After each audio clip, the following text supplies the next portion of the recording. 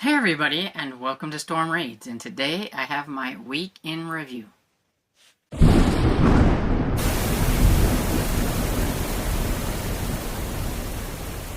Okay, so like I said, I have my week in review, and I have quite a few books to actually talk about this go around, so I'm going to try to do this really quick and not talk too much about each book, and try not to ramble too much.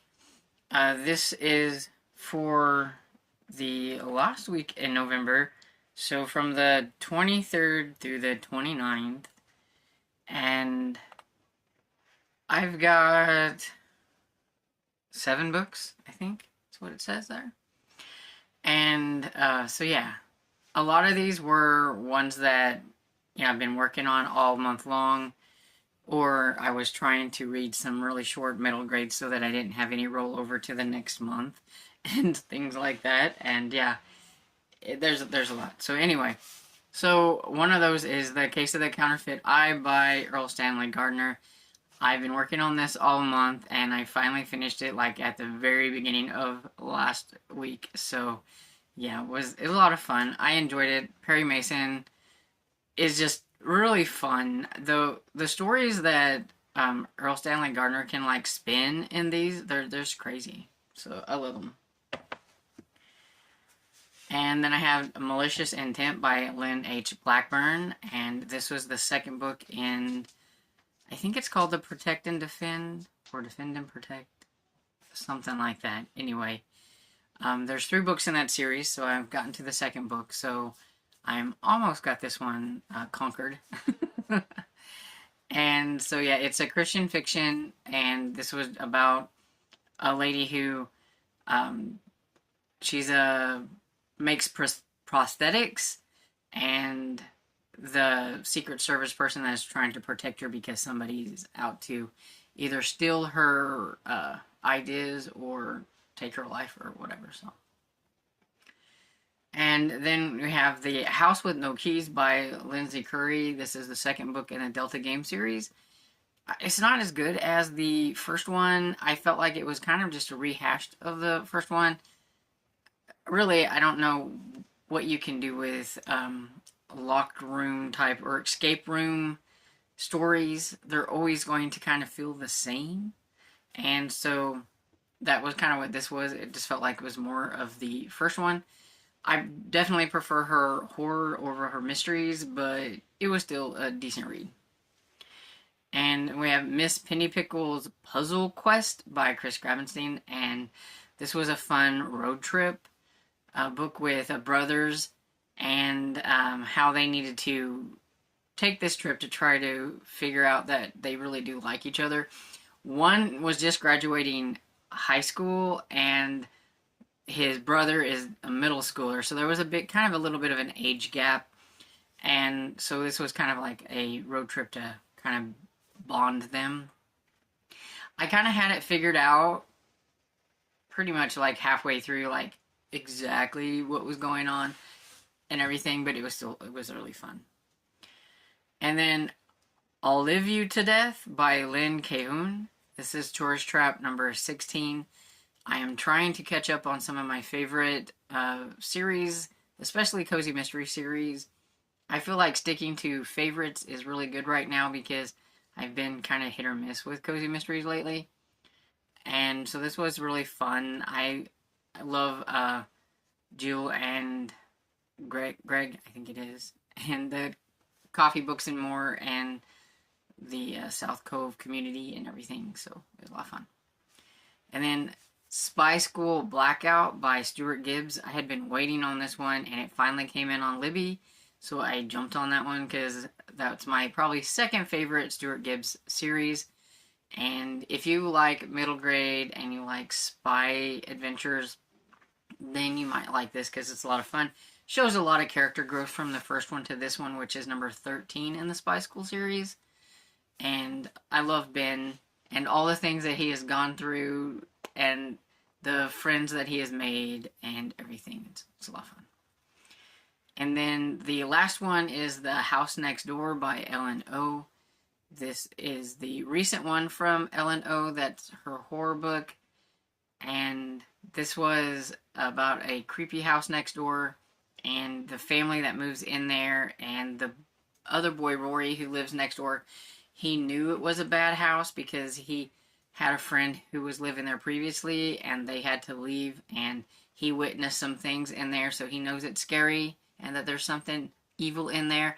And then this new family moves in and he's try to help protect them the best that he could, and everything with what he knows. And his grandfather give him like I don't know exactly what they're called, like a moishi bag or I don't know. Anyway, it's like a salt concoction to ward off like evil spirits and bad things. And then him and the boy had to try to protect the young girl, the sister of the one, because they were the evil things were trying to get her. And so yeah, it was a lot of fun. And so what am I currently reading? So I have one book that is rolling over to next month, and I don't mind because I knew it was going to be, and because I just didn't get it. I didn't get much of it read, so I knew it was going to roll over. So this is Domain by James Herbert, and I haven't gotten real far in it. I was hoping I would have got a little bit more into it, but I hadn't, so there you have it. So hopefully, but it's Rats number 3, and I'd like to get it finished so that I can knock this trilogy off of my series. And I am also listening to The Heart Stealer's Mask by Zach Lorraine Clark and Nick, and I'm not even going to try to pronounce his last name. And so this will be the last book of November because I can't start anymore because I'm filming this on the last day of November. And I'm about halfway through it, and it is the second book in the Doomsday Archive series about some kids who, the town that they live in has a lot of supernatural stuff that happens there, and they find out a lot about what's going on in the town and become kind of defenders of the town. They, in the first book, when they're figuring all this out, they find out about these relics that they can use to help protect the town, and it's kind of what they're doing in the second book. And so then a few people that I have recently watched, and these are all going to be booktubers because I was really watching a lot of booktubers this past. Usually it's been a little bit mix of everything else, but I did actually watch a lot of booktubers. You know what I did was I erased the history on my YouTube, not knowing what that was going to do, and so it threw out like all the ones that I watch on a daily, and now all these other ones that I don't hardly ever watch have been coming up there, and I'm like, oh, I don't know you, because I might be sub to you, but I don't know you because you're usually, because it's weird how like with your history, YouTube throws out the ones and the things that you watch the most, and it kind of throws it to you. So like even if you're sub to like a whole bunch of people, you seem to see the same ones over and over and over again. And so clearing my history has thrown other people into my view, which isn't bad, but now I'm like, well shoot, now I don't remember who it is that I like to watch on a daily, and I have to go hunt for them. But anyway, so I have Pangobooks Ambassador, and I watched her December TBR. And then Chantel Reads All Day had her Read Your Bookshelf Challenge, the prompts for next year. And then I watched Jane Reads, and so Janelle had her December TBR. She plays a game. And I watched Emily's Excellent Epics, and she had her December TBR.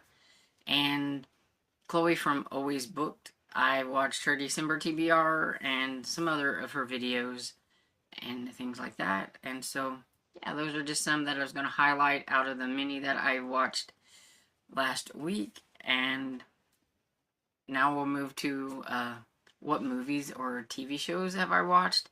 And I actually got a couple because I did take advantage of the Black Friday sale and got BritBox for a couple of months and Friendly for 3 months, and so I'll be watching lots of TV trying to get the most out of my buck that I spent. So, but before that, I did watch Mega Shark versus Crocosaurus, which was kind of a dumb movie, but it's a fun killer animal type movie. And then I watched a couple of Christmas movies. I watched The Christmas Spark, which I think was on Great American Family channel. And all I know is it had Mario Lopez in it, and so I was going to watch it because I've loved him ever since Saved by the Bell. And I swear he doesn't look much different. And then We Met in December. I think that one was off the Hallmark Channel. And it was a good Christmas movie too. And on BritBox, I have been watching a series that I've never seen before called Shakespeare and Hathaway. And so I'm several episodes in. I don't think I've gotten through the first season yet, but I'm probably getting pretty close because I know that British seasons or series, I think that's how they call them, are not very long usually. So I'm probably about through with the first one. And he looks a lot different than the picture of him when it's showing the new season. His hair is cut short and he's kind of got a beard. And I'm like, did he lose weight or is it just because his hair is cut? Because he's a little bit chunky in the Hathaway guy, Frank Hathaway. And so I was looking at them and it was like, is that the same guy? I mean, I'm pretty sure it's the same guy, but they look different. But anyway, it's kind of a fun private investigator show. And so yeah, that is pretty much everything. So, like I always ask, did you read anything fun that you would like to mention or watch a booktuber?